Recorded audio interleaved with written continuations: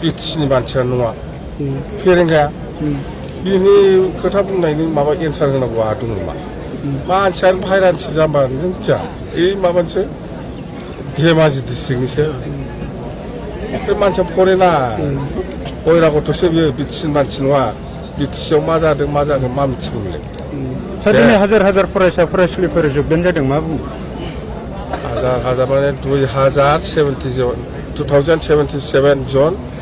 entire BTC गसाइगावनिबो दङ भेरगावनिबो दङ क'क्राझारनि दं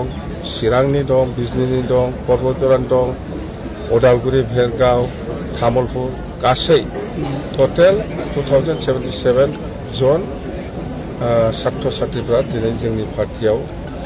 खामानि मावनो होननानै ओंखारबोदों बिसोर गासिबो भटारजोब आरो सोरबा सोरबा फरायखांनानै जोब्बाय आरो गोदानै फरायफिननो हायाखै बेखार जानानै दं दा बेफोरबायदि मानसि माखासे दङ आरो माखासे रानिं कन्टिनिउ इउनिभार्सिटिनि CITनि ओमफ्राय बै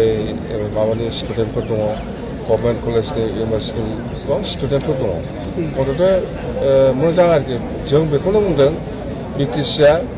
नोंसिनि सायावनो सोनारगोन जोंथ' आरो खैदिन सरकार सलायनो यां सेंग्रा सिख्लाफोरनि सायावनो सोनारगोन BTCआ बिसोरनो खुंहैगोन खाथियाव MP बिसायख'थि गोदानै मा इसुखौ लाना रायजोफोरनि खाथियाव थांगोन सार इसु गोदान जेबो गैया जोंना जाहैबाय गासिबो जाथि जनगोष्ठीनो एक नाम्बार प्रायरिटियानो हा फाट्टा होनाय बेनो एक नाम्बार एजेन्डा प्रमदनिया दा मा सोलिदों मिथिबाव मोनथाम स्किम मजबुत BTCआव सोलिगासिनो दं बे जाहैबाय नों जुदि UPPLनि बिथिङाव थाङाबा न' मोननाय नङा एक नाम्बार नों जुदि UPPLनि बिथिङाव थाङाब्ला 75,000 मोननाय नङा 2 नाम्बार 3 नाम्बारा जाहैबाय नों जुदि UPPLनि बिथिङाव थाङाबा अरुण'दय स्किम मोननाय नङा बे मोनथामा बिराद सलिड स्किम BTCनि दा मिथिबाय